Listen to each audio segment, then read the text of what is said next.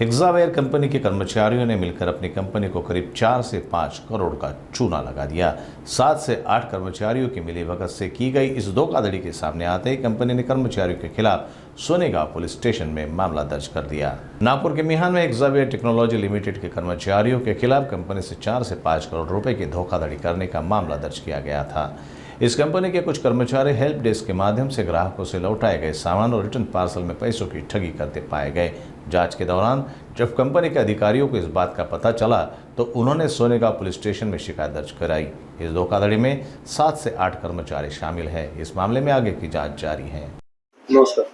Sonegaon police स्टेशनला मिहान येथील हेक्सावेयर कंपनीच्या मॅनेजमेंटने तक्रार दिली की त्यांच्या कंपनीची साधारण 4 करोडच्या आसपास फसवणूक झाली.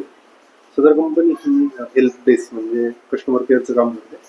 इतर कंपन्यांचे प्रॉडक्ट्स रिफंड किंवा प्रॉडक्ट पिकअप करून त्यांना रिफंड वगैरे देणे या संबंधाने कॉल घेऊन क्वालिटी प्रॉडक्ट चेक करणे वगैरे अशी ती मदत करत असते.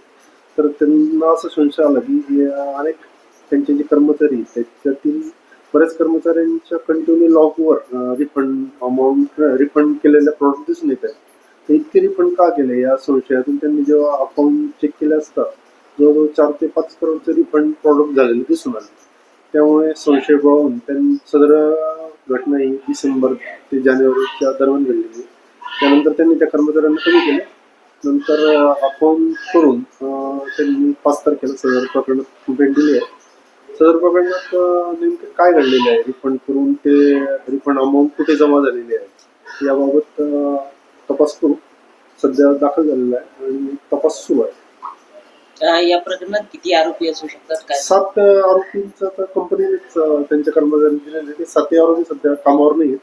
त्यांना डिसेंबरच्या अखेरच कंपनीने कामावरून काढले होते.